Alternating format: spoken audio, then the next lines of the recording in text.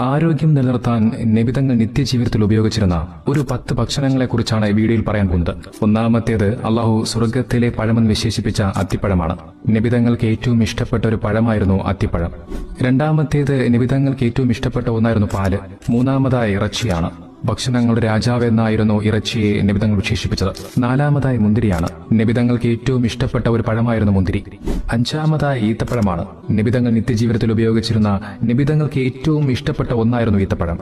ആറാമതായി തേനാണ്. എല്ലാവിധ രോഗങ്ങൾക്കുമുള്ള പ്രകൃതിദത്തമായ ഒരു മരുന്നാണ് തേൻ. എല്ലാ ദിവസവും രാവിലെ ഒരു ഗ്ലാസ് വെള്ളത്തിൽ നബിതങ്ങൾ തേനൊഴിച്ച് കുടിച്ചിരുന്നതായി കാണുവാൻ സാധിക്കും. ഏഴാമതായി ഒലീവ് ഓയിലാണ്. സ്വർഗത്തിലെ പഴങ്ങളിലൊന്നാണ് ഒലീവ്.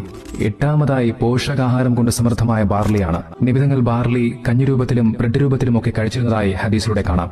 ഒമ്പതാമത്തേത് ധാരാളം വൈറ്റമിൻസും മിനറൽസും അടങ്ങിയ തണ്ണിമത്തനാണ്. പത്താമത്തേത് പംകിൻ. നബിതങ്ങൾക്ക് ഏറ്റവും ഇഷ്ടപ്പെട്ട പച്ചക്കറികളിൽ ഒന്നായിരുന്നു പംകിൻ.